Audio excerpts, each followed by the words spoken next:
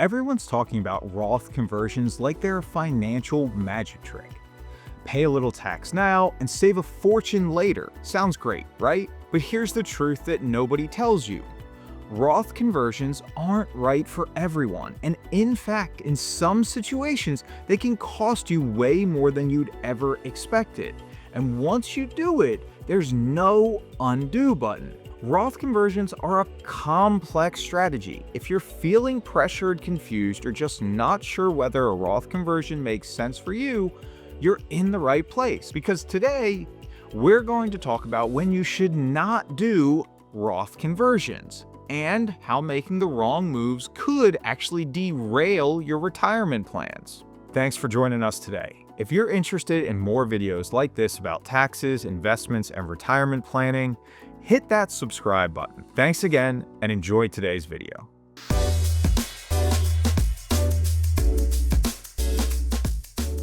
Today, we're going to review plans for Bob and Jane Smith.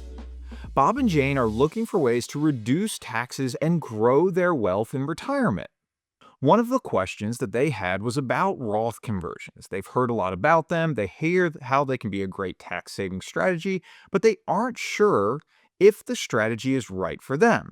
So let's take a look at Bob and Jane's current financial situation.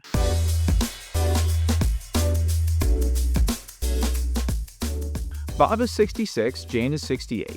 They both retired last year and have already started Social Security. In total, they have about $65,000 in Social Security income.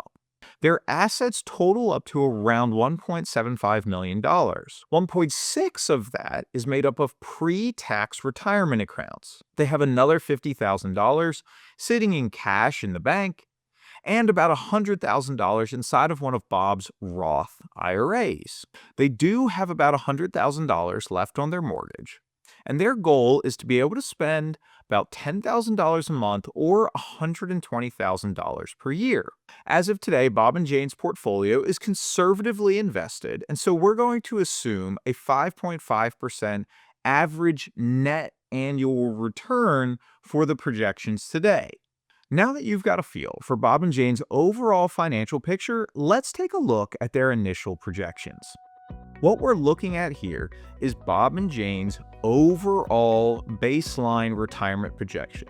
And what we can see from the chart here today is that it looks like, at a 3,000-foot view, Bob and Jane should be able to spend the way that they like to during retirement without having to worry too much about running their accounts down to zero, and we're assuming that they're living out until age 95. So we can see when we look at this chart that their assets aren't necessarily growing, but they're staying relatively level with a slight increase up through life expectancy, and then as they get into their latter years, you can see the chart does start to trend down a little bit, but at least up until life expectancy, they have pretty good odds of being able to spend their $120,000 a year, including their Social Security income, without having to worry too much about running the accounts down to zero. But their big question for today is about Roth conversions. Before we go any further, let's take just a second to remind everybody what Roth conversions are and how they work. What a Roth conversion is a strategy where we intentionally take withdrawals prior to the time that the IRS mandates that we take withdrawals. We remove the money from the pre-tax account, pay taxes on it, and then reinvest the money into a Roth IRA where now it can grow tax deferred for the rest of our lives. And I'll stop right there to say, if you're not already familiar with Roth conversions, you might want to check out this video right here where I break down exactly what Roth conversions are and how the strategies work. Now, with that being said, let's go back to looking at Bob and Jane's situation to see why Roth conversions don't necessarily make sense for them. Over here, we have our Roth conversion strategy built in, where we're going to say that Bob and Jane are going to take Roth conversions on top of whatever income that they need for retirement. So when we turn this on, you can see here that not only are the Roth conversions not helping Bob and Jane by causing assets to trend upward, they're actually increasing the likelihood that Bob and Jane could possibly run out of assets during their lifetime. And so our charts are now trending downward. This is not what we're looking for when we're considering adjusting strategies over here. This is how we compare what makes sense or what doesn't over the long term. So you might be wondering, okay, I get it, Roth conversions don't make sense for them, but why? What is it that is causing Roth conversions to not be a good idea for Bob and Jane? And to answer that question, the first thing that we want to take a look at is cash flow. So I'm going to turn off the Roth conversion strategy. I'm going to flip over to our cash flow page, and I'm going to come into what's a 5-year cash flow report for Bob and Jane. We can see here their income from Social Security, their expenses, estimated taxes, so on and so forth. And then at the bottom, we have our net cash flow.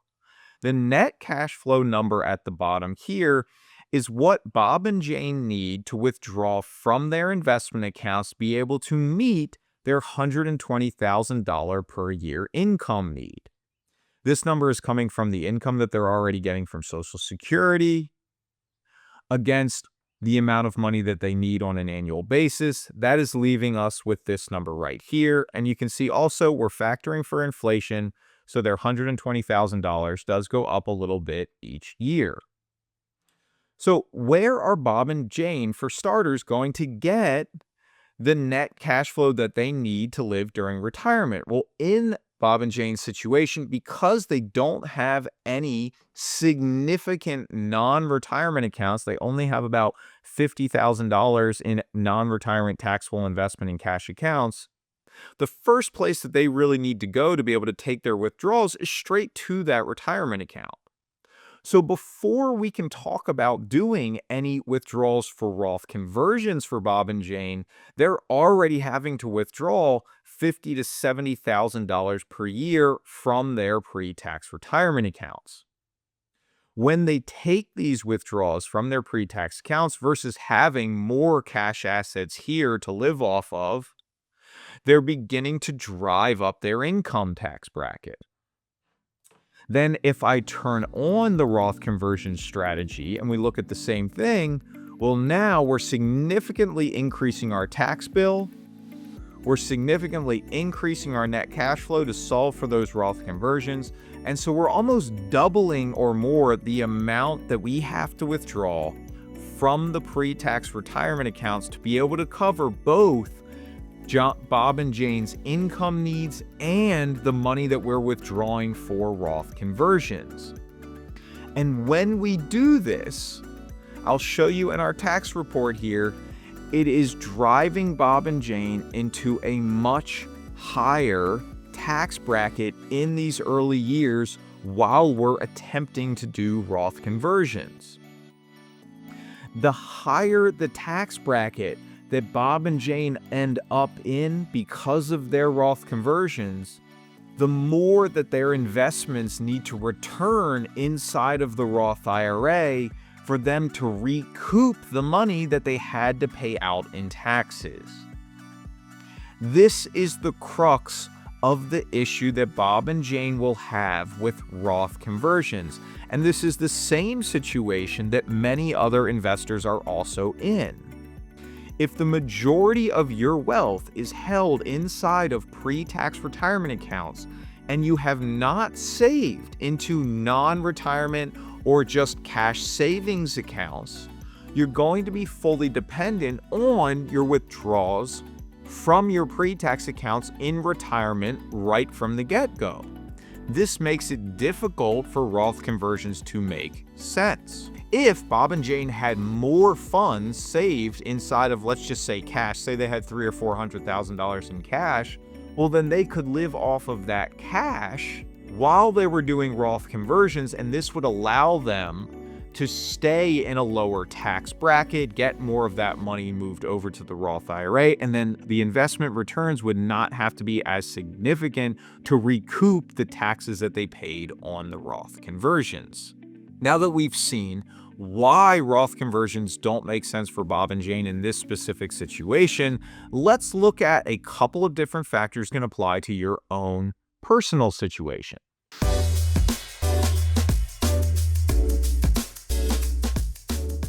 The first thing that we want to take a look at is spending during retirement. Spending during retirement is one of the things that can have the biggest impact on long-term retirement projections. So if I toggle on here to say that Bob and Jane are only spending $105,000 a year versus $120,000 a year, you can see the charts start to trend in the right direction. But what's really special is that if we combine reduced spending with Roth conversions, now all of a sudden our Roth conversion strategy has a much different break-even point for them to recoup from the taxes that they had to pay down here to where now the investment returns inside of the Roth IRA have outpaced the taxes that were paid. The reason for this is that Bob and Jane do not have to withdraw as much money in those early years of retirement as they did spending $120,000 a year versus $105,000 a year. And you might be thinking, well, Rob, that's only $15,000. That's not a big deal. But they're right at an inflection point where it makes a huge difference to determine whether the strategy makes sense or not. Now, currently, Bob and Jane are conservative investors. And I'm not here to say whether you should be more or less aggressive or more or less conservative with your investments. But what I can tell you is that the more conservative you are with your investments, the longer that Roth conversions will take to recoup the taxes that you have to pay on the withdrawal. Bob and Jane are a perfect example of this. Let's take a look. When we go back to our strategy in our original picture, just looking at if Bob and Jane do nothing different, but they do the Roth conversions, we can see the lines trending down, and this really isn't what we want to see. Yes, they save a little bit of money in taxes, but their overall picture is not any better than what it was before. That's assuming a 5.5% rate of return inside of Bob's Roth IRA. But if we flip Bob's Roth IRA to earning 7% instead of 5.5%, just that 1.5% per year in average returns can make a huge difference for Bob and Jane's long-term retirement projections when we are including a Roth conversion strategy. Again, with a lower rate of return, it takes a lot longer for the Roth IRA to recoup the taxes that were paid in these early years. But by increasing the aggressiveness of the portfolio and increasing the hypothetical goals that they're looking to achieve inside of their portfolio from 5.5% to 7% per year, now we can really see where that break-even point is. And for Bob and Jane, it's around 10 to 15 years from beginning their Roth conversion strategy. And again, inside of this example, we can see not only do the portfolio assets go up, but they're still saving a cumulative $168,000 in taxes estimated over their entire life, and their portfolio is increasing by an estimated $1.1 million. Now, this might seem like a big number, but keep in mind, we're talking about 25 to 30 years here. So that compounding interest, paying less taxes each year in these years, it can add up to make a big difference at the end of the day. As we saw with Bob and Jane, Roth conversions can be tempting, but they're not always the golden ticket to a better retirement. Every decision affects your tax bill and your long-term financial security in ways that aren't always obvious at a first glance. And here's the thing, Bob and Jane's situation is not unique. So many retirees find themselves asking the same questions, feeling unsure about the best move. And that's okay. Financial planning isn't just about running the numbers. It's about building a strategy that fits your real life. If you're wondering whether a Roth conversion or any other major financial move is right for you, don't guess. To find out if you qualify to work with RB Wealth, you may use the link below.